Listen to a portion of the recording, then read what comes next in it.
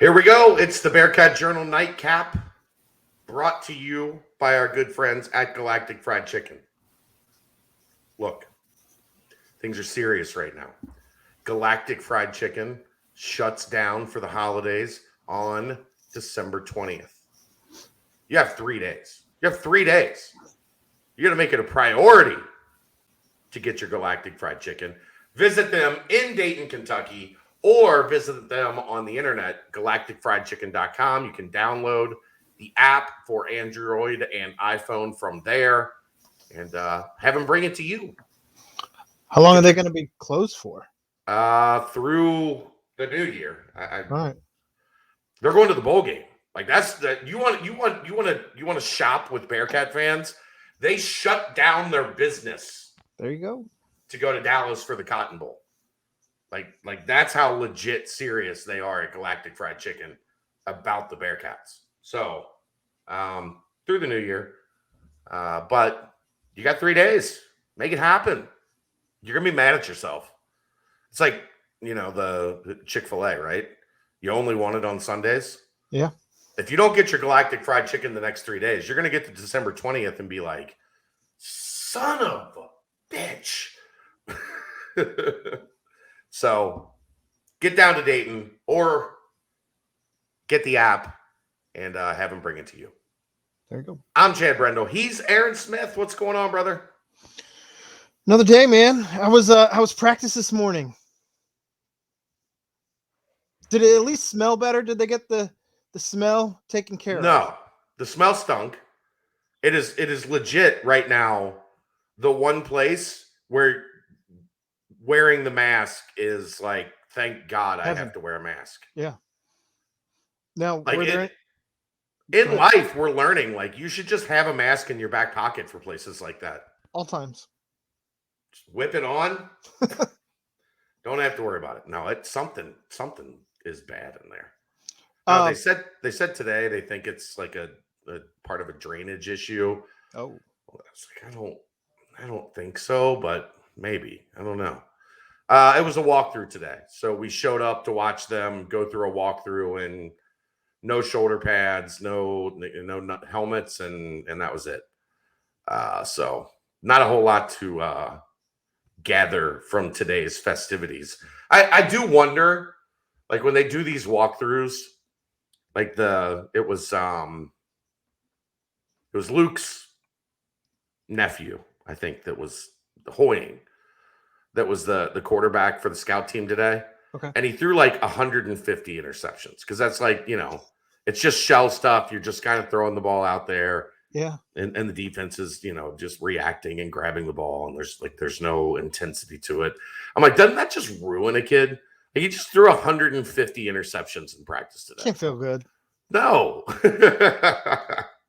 So that was my take. That was my big take from practice today. Well, which brings me to a question. Last night it kind of emerged from the Cincinnati Business Courier that Cincinnati has moved forward with approvals for the indoor practice facility. So hopefully once that's all taken care of, you won't have to worry about these smells lingering. Yeah, that would be great. I'm really excited for this because I want to see what the architect idea is. I think the best idea that I've heard is and this came from Bearcat Journal. You build the offices and the weight facility and the dining and all that stuff on 2 floors where the current practice field is, and then you put the practice field on top. Okay. And that way you can have it high up, the ceiling high up enough to where you can do punts and all that stuff. If you put the practice field on the bottom, structurally, I don't know how you put all the office stuff on top. The other option would be, I think for me, this is just me talking out loud, there's a lot more room where the bleachers and the press box are on that field than people realize. Sure. You could put the practice facility on the first floor and I think accomplish everything you need in terms of office space and meeting rooms and, you could do a whole floor that's the weight room, training facility, dining, all that stuff. I think there's plenty of room there to do something like that. Well, So I think it would be cool if they extended it and you still had like a walkthrough no, underneath. No, they're not going to be able to extend it. not over onto that other field. No, that's where the The, water tank is oh, underneath it. So that's not, you can't touch that. okay. Can't touch this.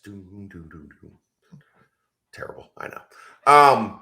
But yeah, you can't do anything with the short field. So it's going to happen in the 125 yards or whatever it is, where the current field is. But I think there's probably another 20, 30 yards where the bleachers and the press box are. I would think at least that, yeah. That you could work with, I think, pretty well. So I'm really interested to see what happens there. Sure. The other thing I wanted to talk about tonight, Ahmad Sauce Gardner, first team consensus, first team All-American. They've had two others, Jonathan Ruffin, and then Kevin Huber. And Huber did it twice, I believe. Ruffin once, Huber twice. Ahmad Gardner is the first position player in Cincinnati football history to be a consensus first team All-American. That's crazy to me. It's a really big deal. Yeah. That's a big deal, but it's hard. Like there haven't been, there hasn't been a Congo line of great players at UC, but there's been enough really good players at UC over time that you thought that there would be at least one consensus All-American, and it hasn't happened. And to be a consensus All-American, there's five. Football Writers Association, Walter Camp, Associated Press, Sporting News, and I believe the USA Today. Okay. You had to get 3 of those 5. And if you get 3 of those 5, you're considered a consensus first team All-American. I believe Sauce was first team on 4 of them. I think Kobe actually missed by 1.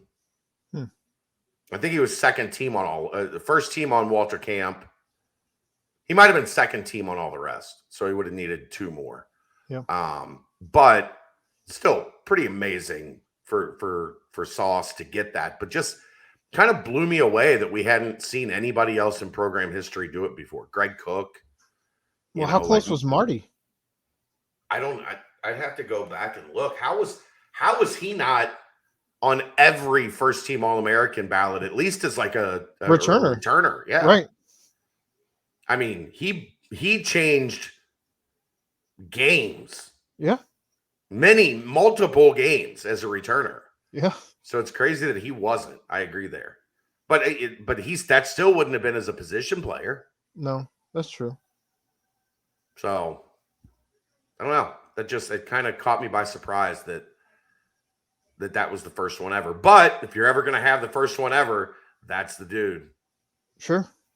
I mean, you saw the video that went viral today of, him riding around giving out money.